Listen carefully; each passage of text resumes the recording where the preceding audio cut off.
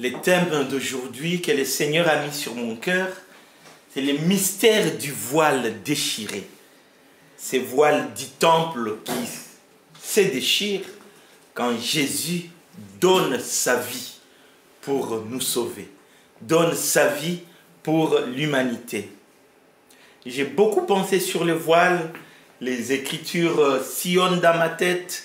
Ce voile s'établit que Dieu met à Adam et Ève après avoir péché, n'est-ce pas, pour cacher leur nudité. Ce voile aussi que portait Moïse, parce qu'il était couvert de la gloire de Dieu et le peuple ne pouvait pas supporter cette gloire car Dieu est très saint et ce qui lui l'approche doit être saint comme il est saint. Soyez saints comme je suis saint, dit la parole du Seigneur. Amen. Amen. J'ai pensé effectivement à ce temple, à ce tabernacle, avec ses différentes parties. Mais l'histoire du voile déchiré, c'est plus l'histoire d'un roi. Un roi qui vient, qui veut retrouver son peuple, mais son peuple est assailli, est attaqué par des ennemis plus puissants que le peuple. Et les amis du roi essayent de le retenir. N'y va pas, parce que tu risques de perdre ta vie. Et le roi de répondre, je suis le bon berger. Je donne ma vie pour mes brebis. Personne ne m'a ravi. Ma vie, je la donne de moi-même parce que j'ai le pouvoir de la donner et j'ai le pouvoir de la garder. Amen. Amen. C'est l'histoire de ce roi. Ce roi peut être refusé par son peuple. Et la parole va nous dire, il est venu chez les siens, mais les siens ne l'ont point accueilli. Mais à tous ceux qui l'ont accueilli, il a donné le pouvoir de devenir enfants de Dieu. Et les enfants de Dieu peuvent s'approcher du trône de la grâce, pénétrer ce voile déchiré avec assurance. Amen. Amen. Parce que leur roi a porté leur condamnation, a porté leur péché. Amen. Amen. Et c'est cette histoire que nous avons dans Philippiens, chapitre 2, versets 5, 6 et 7, où l'apôtre Paul nous dit « Ayez en vous les mêmes sentiments qui étaient en Christ, lequel, existant en forme de Dieu, n'a point regardé comme une proie à arracher d'être égal avec Dieu, mais s'est dépouillé lui-même en prenant une forme de serviteur, en devenant semblable aux hommes et ayant paru comme un simple homme, il s'est humilié lui-même, se rendant obéissant jusqu'à la mort, même jusqu'à la mort de la croix. C'est pourquoi Dieu l'a souverainement élevé et lui a donné le nom qui est au-dessus de tout nom, afin qu'au nom de Jésus, tout genou fléchisse et toute langue confesse que Jésus-Christ est Seigneur, à la gloire de Dieu le Père. Amen. Amen. Nous avons là l'histoire du dépouillement de Dieu, la théologie de la kénose, on dit, où Dieu se dépouille de sa divinité. Dieu accepte la modestie, l'humilité pour devenir homme, semblable à l'homme. Et Jésus ne voit pas comme une proie à arracher, comme aujourd'hui on peut courir derrière l'or, derrière l'argent, derrière, n'est-ce pas, le pognon. Il ne voit pas ça comme une proie, il abandonne tout et accepte le statut inférieur d'un homme qui va mourir, Mais quelle mort? La mort sur la croix. Et là,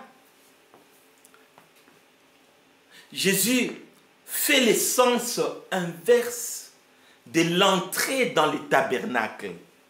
Parce que notre thème, c'est le voile déchiré. Et quand on parle du voile déchiré, on voit ce tabernacle, n'est-ce pas?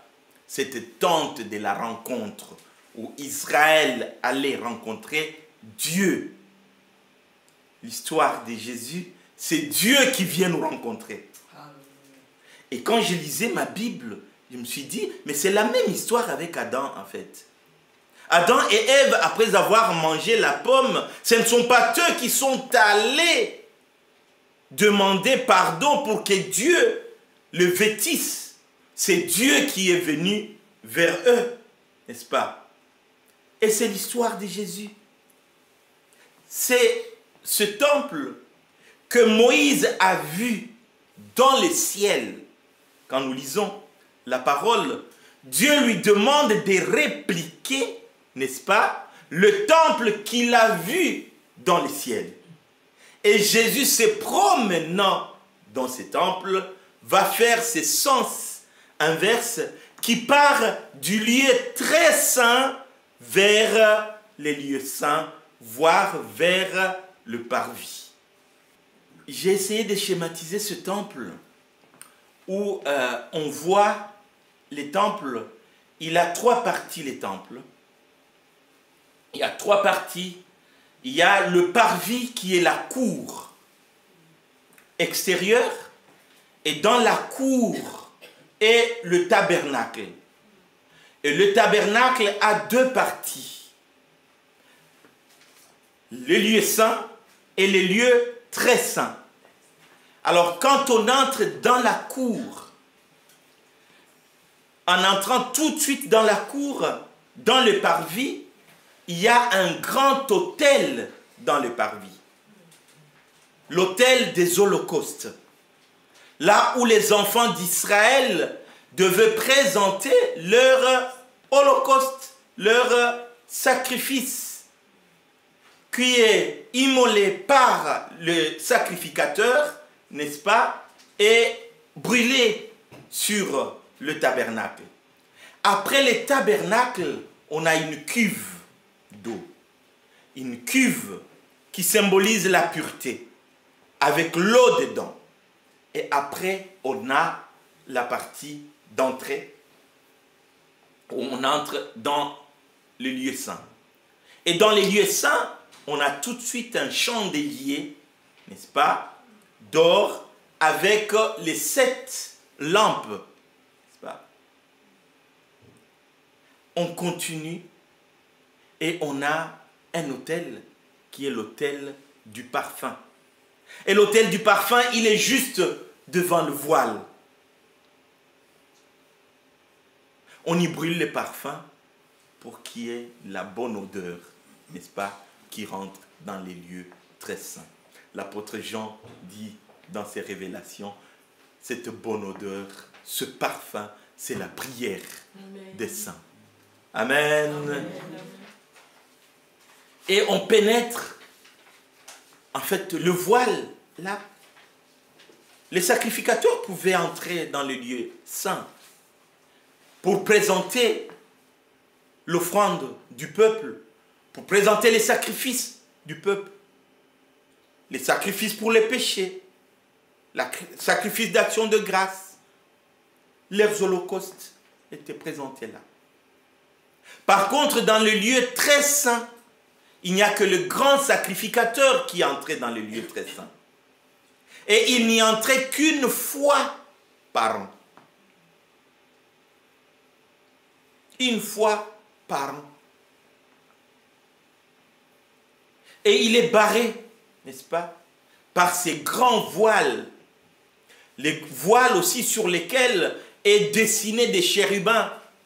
Quand on voit ce voile, on pense à Adam et Ève, après avoir commis le péché, après avoir été vêtus par ce voile, par cet habit de la peau de la bête que Dieu a prise pour eux, n'est-ce pas? Dieu a mis des chérubins pour leur empêcher d'accéder à l'arbre de vie.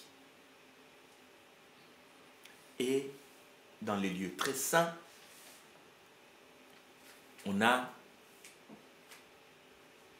ce coffre, l'arche de l'alliance, n'est-ce pas? L'arche de l'alliance où nous trouvons le bâton d'Aaron, les tables de la loi, n'est-ce pas? Et la manne. La manne. Donc, on récapitule. Les parvis. Et on a dans le parvis l'autel des holocaustes qui barre le chemin en fait. On ne peut pas continuer. Tout le monde peut se retrouver dans le parvis. Mais tous ne peuvent continuer qu'après avoir offert un sacrifice pour le péché. Parce que la parole de Dieu nous dit, sans effusion de sang, il n'y a pas de rémission de péché. Et il y a cette cuve d'airain ou de cuivre, les cuivres qui symbolisent le jugement. Il y a cette cuve avec de l'eau dedans pour la purification, pour la sanctification. Et dans les sanctuaires, le chandelier, la table de pain de proposition, ce que David a mangé, n'est-ce pas, alors qu'il n'avait pas, ces gens n'avaient pas le droit, l'autel des parfums et l'accès au lieu très saint, mais qui est bloqué par ce voile. Jésus fait, je dis, ce sens inverse, où lui, de très saint qu'il était, doit, comme s'il faisait un retour aller, hein, un aller-retour si vous voulez, où il revient vers l'homme pour prendre la méchanceté de l'homme, l'iniquité de l'homme, la maladie de l'homme, la condamnation de l'homme, parce que Dieu n'est pas dans l'impunité. Celui qui vit dans le péché, il sera jugé, il sera condamné. Et le salaire du péché, c'est la mort. Amen. Et il fallait une brebis du troupeau. Une brebis du troupeau pour porter le péché de l'humanité. Dieu s'est fait homme. Dieu s'est fait homme. Et donc Jésus descend sur la terre. Il traverse ces grands sanctuaires pour venir vers le peuple qui n'a pas le droit d'aller vers Dieu. Ce peuple qui, pour sa survie, a pris l'habitude de passer par ces sacrifices. Chaque année, au moins chaque année, il fallait égorger une bête pour avoir le pardon du péché. Au moins chaque année. Il fallait verser du sang chaque année. Et il fallait trouver cette bête. Il fallait la trouver. C'est pour cela que pour les plus pauvres, Dieu accepte même un peu de la volaille. Mais la parole de Dieu nous dit, les sangs de bêtes, les sangs de volaille ne pouvaient que couvrir le péché. Ça ne pouvait pas enlever le péché. Le salaire du péché, c'est la mort. La condamnation du péché, c'est la mort. Et il fallait que Dieu se dépouille, que Dieu s'humilie, que Dieu vienne vers nous.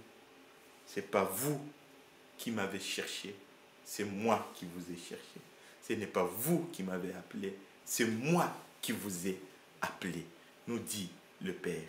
Et nous avons sur la croix ce texte de Luc 23, 36 à 46.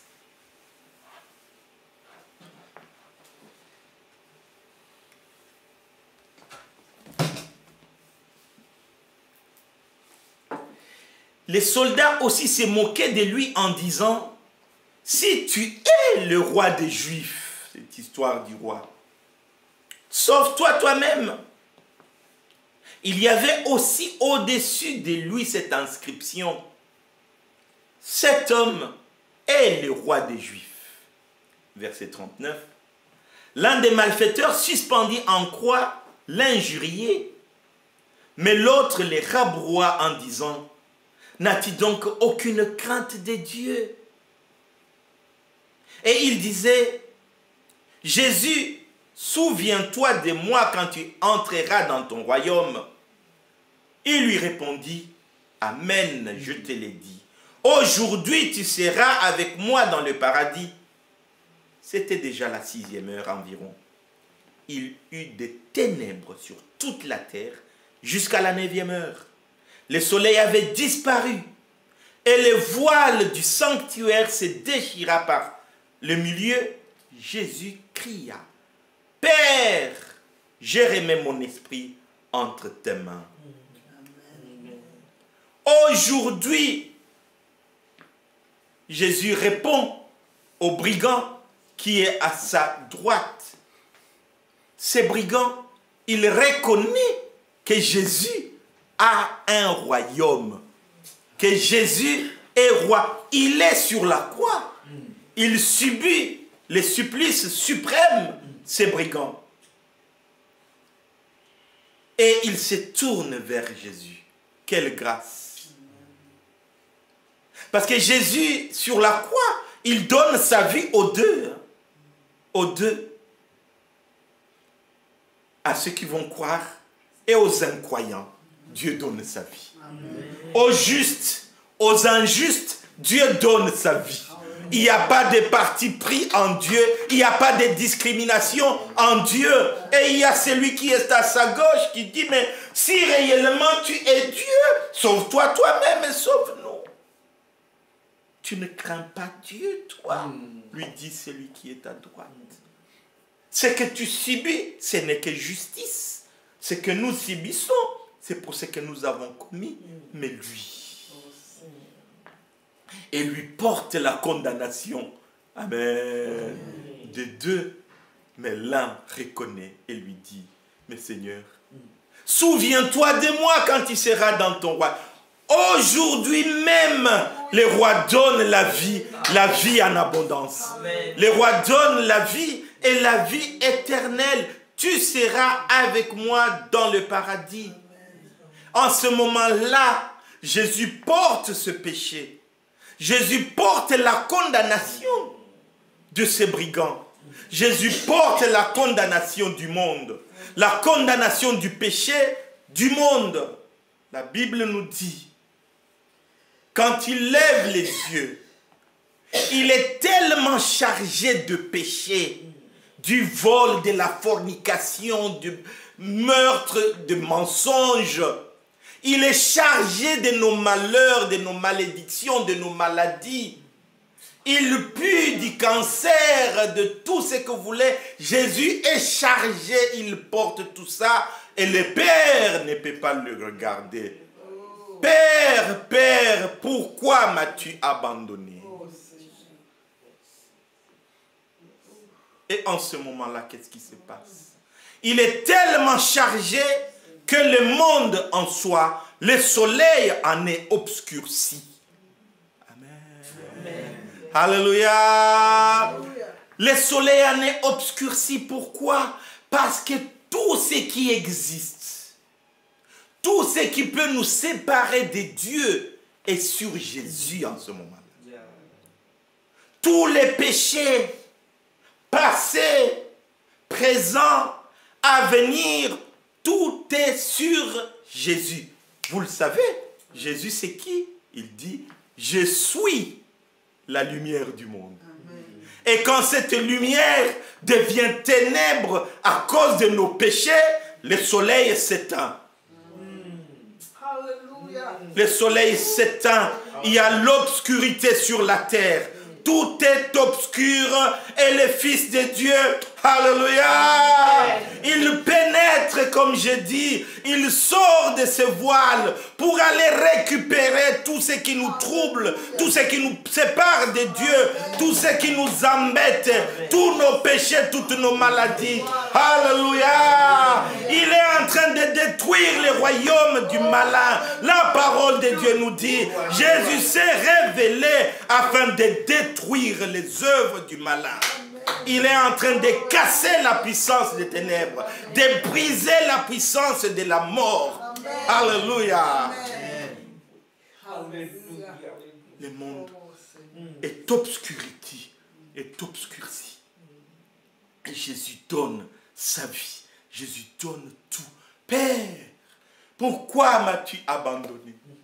Aujourd'hui, tu seras avec moi dans le paradis. Et il cite ces paroles, n'est-ce pas? La parole de Dieu nous dit, pénétrant ses voiles en retour. Alléluia. Parce que le sacrifice qui a été maintenant sur l'autel, ce n'est pas un agneau, ce n'est pas une bête. Le sacrifice qui est sur l'autel, c'est Jésus-Christ. C'est le corps de Jésus-Christ. Alléluia. Les péchés qu'il porte, ce n'est pas le vol seulement, c'est tout. C'est l'incrédulité, c'est la fornication, c'est tous les pouvoirs du malin est sacrifié et détruit par le feu, n'est-ce pas, de cet autel-là. Et Jésus s'élève. Quand il s'élève, la parole de Dieu nous dit, le voile du temple se déchire en deux. Le pouvoir du péché est détruit. Le pouvoir du mal est détruit. Il n'y a plus de séparation entre les lieux saints et les lieux très saints. Et nous pouvons pénétrer avec assurance. Alléluia. Pour aller, n'est-ce pas, vers les lieux très saints. Alléluia. Il n'y a plus de médiateurs. Il n'y a plus de médiateurs. Il n'y a plus de sacrifices à apporter chaque année. Sinon, il fallait que Jésus meure chaque année. Il n'y a plus de sacrifices à apporter chaque année. Jésus est entré une fois pour toutes. Amen. Et ceux qui le reçoivent, ils reçoivent la vie éternelle. Ceux qui l'acceptent, la parole du Seigneur nous dit, il leur donne le pouvoir de devenir enfants de Dieu. Amen.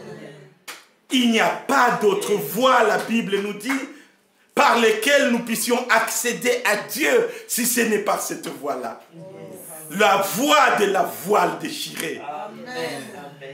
En fait, la voie de la voile déchirée, c'est la voie, en fait, du tombeau vide. C'est la voie de la pierre qui saute du tombeau. Et les disciples peuvent venir, eux qui pensaient retrouver les morts. Qu'est-ce qu'ils trouvent? Jésus est ressuscité. Alléluia. La mort n'a pas de pouvoir sur lui. La mort ne l'a pas retenu. L'histoire du voile déchiré, c'est cette histoire de Jésus qui descend dans les séjours des morts. Il annonce la résurrection dans les séjours des morts. Il annonce la vie éternelle dans les séjours des morts. La parole de Dieu nous dit, le voile est déchiré, il est cassé. Et à Jérusalem, on voit des gens ressuscités. Des gens qui se promènent à Jérusalem. Alléluia. Ils ne sont plus retenus, n'est-ce pas, par la mort. Ils ne sont plus retenus par le pouvoir de la mort. Ils ne sont plus retenus. J'aime ce cantique. Satan désarmé, l'enfer dépouillé, les démons enchaînés. Alléluia. La tombe ouverte, les voiles déchirés. Nous pouvons nous présenter devant notre Père. Christ est le roi, le Seigneur des seigneurs. Oui, c'est le roi sur la croix. Le roi, c'est le représentant de son peuple. Rappelez-vous quand Saül allait combattre les Philistins. Le roi des Philistins dit à ses soldats, Laissez les petits soldats, les petits peuples, laissez-les. Ne combattez que les rois. Si vous tuez les rois Saül, nous aurons gagné. N'est-ce pas? Notre roi dit, celui qui t'attaque, c'est comme s'il touchait à la prunelle de son œil. Amen. Je suis les bons bergers. Les bons bergers donnent sa vie, n'est-ce pas, pour ses brebis. Dites à la fille des Sion, voici ton roi vient, monter sur une ânesse, sur un âneau, les petits d'une bête des sommes. Et les foules les précédaient. Ils chantaient, Hosanna, Hosanna pour les fils de David. Béni soit celui qui vient au nom du Seigneur. Amen. La parole de Dieu nous dit, quand Pilate les jugeait, nous voyons là les textes qui disent qu'il est roi. Pilate, en attendant toutes les histoires, il s'exclame. Il dit, ah bon? Tu es le roi des Juifs, toi? Jésus lui répond, toi, tu le dis. Amen. Amen. Et après la résurrection, les disciples ont tellement vécu des merveilles. Ils ont tellement vécu des merveilles. Ils se présentent devant lui dans Actes, chapitre 1, verset 6. Seigneur, est-ce en ces moments-ci que tu vas rétablir le royaume pour Israël? Ce n'est pas à vous de connaître les temps. Mais vous recevrez une puissance quand le Saint-Esprit viendra sur vous.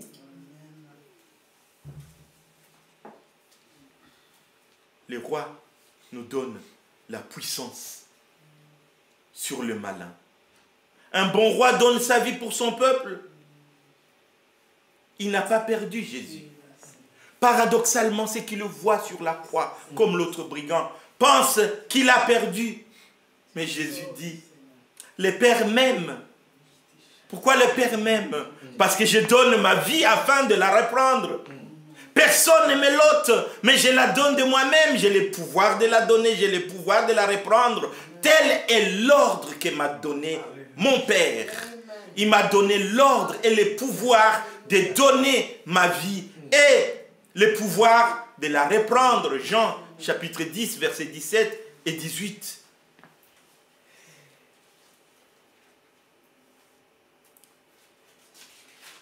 Que va craindre le chrétien? Qu'est-ce que nous allons craindre maintenant, nous, chrétiens? Le Fils de Dieu a tout porté sur la croix. Alléluia. Amen. Le Fils de Dieu a démontré où est le pouvoir. Satan peut nous tracasser. Satan peut nous perturber. Son pouvoir est détruit sur la croix. Amen. Amen. Son pouvoir est détruit sur la croix. Quand bien même je traverse la vallée de l'ombre et de la mort, je ne craindrai aucun mal. Alléluia. Ta houlette et ton bâton me rassurent. Alléluia.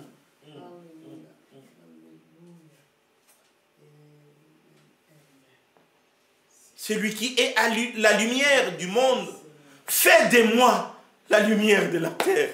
Alléluia. C'est Jésus qui est la lumière du monde. Et il fait de moi la lumière du monde. Qui va obscurcir cette lumière. Qui va ternir cette lumière. Si le Fils vous a franchi, vous serez totalement libre. Satan n'a plus de pouvoir. Les voiles déchirés, il n'y a plus de distance entre nous et Dieu. Adam et Ève, ils ont péché, couverts par la peau que j'ai qualifiée de voile. Ils sont éloignés de Dieu, n'est-ce pas? Éloignés de Dieu. Les enfants d'Israël se voilent entre les lieux saints et les lieux très saints démontrent que Dieu est loin. Jésus est venu nous rapprocher de Dieu. Lui-même, Jésus dit de lui, si on vous dit que je suis à la tour Eiffel, n'y allez pas. Que je suis à Manhattan, n'y allez pas non plus. Ou bien que je viens de l'Asie mineure, n'y allez pas. Parce que ma demeure, c'est votre cœur. Amen. Et me voici, je frappe à la porte.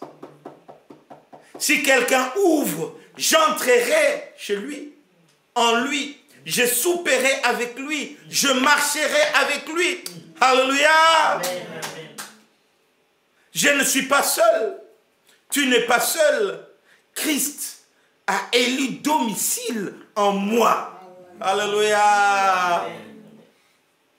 Il n'y a plus de séparation. Il n'y a plus de voile. Le voile est déchiré. Je peux m'approcher du trône de la grâce. Je peux pénétrer les lieux très saints avec assurance. L'assurance que j'ai, ce n'est pas, n'est-ce pas, je ne viens pas avec les crédits de mes actes.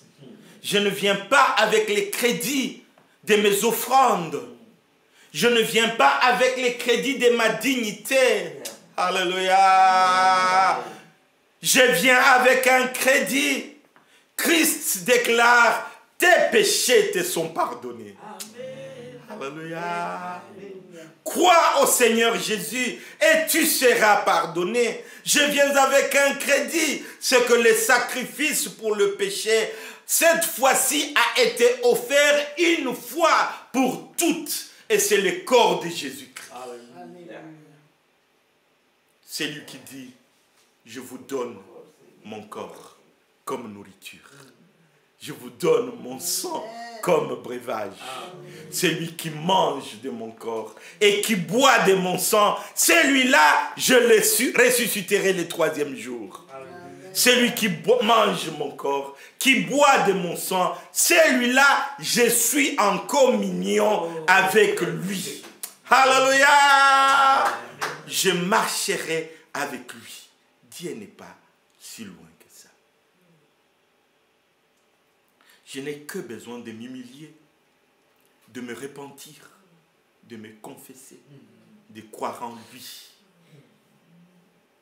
L'offrande que Jésus a donnée. Oui, nos communautés ne peuvent pas vivre sans argent. Il est vrai. Mais cet argent-là, ce n'est pas cet argent-là qui me purifie. Ce n'est pas cet argent-là qui achète. Avec ça, j'achète mon pardon. Ce n'est pas avec cet argent que j'achète ma délivrance, ma guérison, ma bénédiction. La parole du Seigneur nous dit, Dieu n'a pas honte de t'appeler, de vous appeler ses fils et ses filles. Et croyez-vous qu'il laissera ses fils et ses filles maltraités par l'ennemi? Croyez-vous qu'il laissera ses fils et ses filles détruits par l'ennemi? Il viendra. Il enchaînera l'ennemi. Il délivrera ses fils et ses filles et leur dira, venez, héritez du royaume que le Père, n'est-ce pas, a réservé pour vous. Alléluia. Amen. Que la paix du Seigneur soit avec vous. La parole du Seigneur nous dit, ainsi donc, frères, puisque nous avons, au moyen du sang de Jésus, une libre entrée dans les sanctuaires par la route nouvelle et vivante qu'il a inaugurée pour nous au travers du voile, c'est-à-dire de sa chair comme ce voile déchiré. Et puisque nous avons un souverain sacrificateur établi sur la maison de Dieu, approchons-nous avec assurance. Approchons-nous avec un cœur sincère, dans la plénitude de la foi, les cœurs purifiés d'une mauvaise conscience et les corps lavés d'une eau pure, puisque nous avons ce médiateur qui est entré une fois pour toutes avec son sang, qui a brisé ce voile, c'est-à-dire son corps, afin que toi tu aies accès à Dieu. Et Jésus dira, pour que là où je suis, mon serviteur soit là, à la droite de mon Père. Le Seigneur nous bénisse. Amen. Amen.